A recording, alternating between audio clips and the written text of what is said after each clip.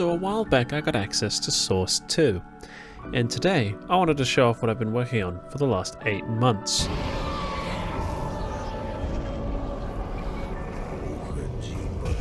If you've clicked on this video, you're probably wondering two things. What am I even talking about, and how did I get access to Source 2? Well, let's start with the interesting thing.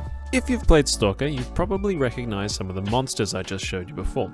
What I've done is taken them from Stalker and imported them into Source 2. But before I get into the details of doing that, let me explain what it is I'm trying to do.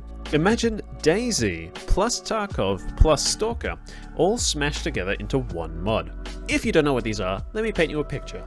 Imagine a very realistic shooter combined with a masochistic amount of difficulty, all alongside twitchy players ready to shoot each other if anyone so much as breathes. Now, the first thing I wanted to do was recreate the mutants from Stalker. Now, I know some of you are surely asking, is this legal? Which is a fair question. And my answer to that is probably. My project is going to be open source and free. The only thing you'll need to be able to play is a copy of s&box, which isn't publicly available at the time of recording. GSC, the company that owns the rights to the Stalker franchise, has been pretty generous with their property in the past, letting people use the assets for mods in both Fallout and Skyrim with an official legal statement. I've linked that in the description if you want to check it out. The guns you see are simply placeholders. I don't have permission for these, and I will be swapping them out before releasing the mod. Oh, and I've also recreated anomalies, physics bullets, and a Tarkov-style inventory system, but those are for another video. With that disclaimer out of the way, let's talk about how I even got to this point. And it all starts with me getting access to Source 2 through a game called s&box. S&box. Sandbox. S&box. Anyway, you can think of this as a sequel to Gary's mod, except with actually good development tools. And, Terry. Well, the first thing I needed to learn how to do was port these models from Stalker into Sandbox.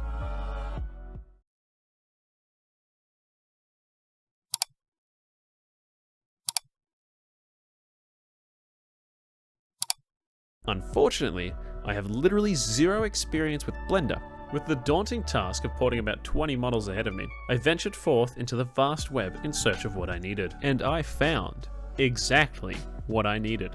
The AXR toolset. It's old, wouldn't look out of place in Windows 95, and is absolutely irreplaceable.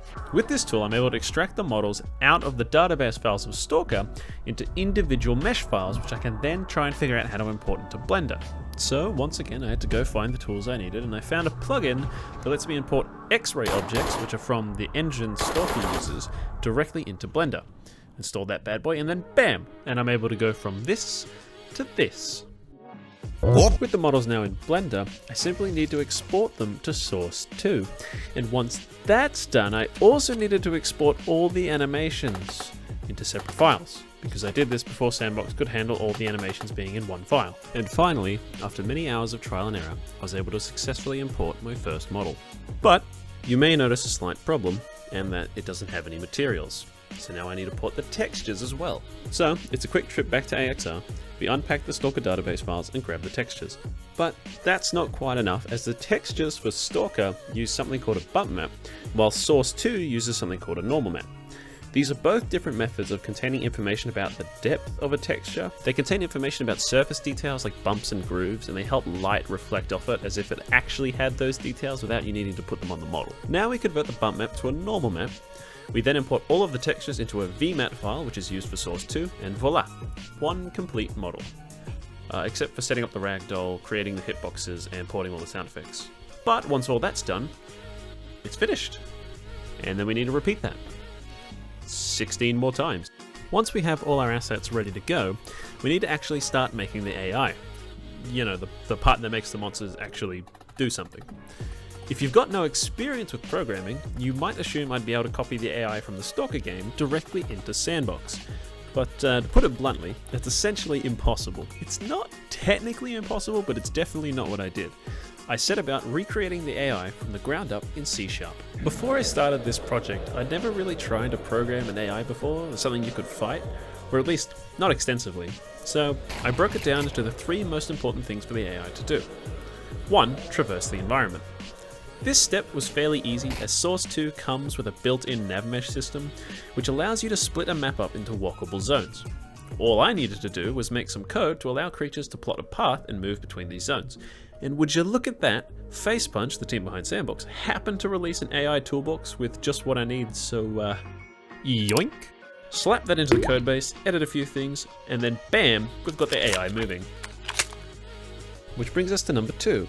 They need to react to the environment. This was going to be tricky as I needed the AI to be able to react to the player and to other AIs, but I also needed them to have some nuance in their targeting. For instance, Snorks and Fractures are friends, not foes.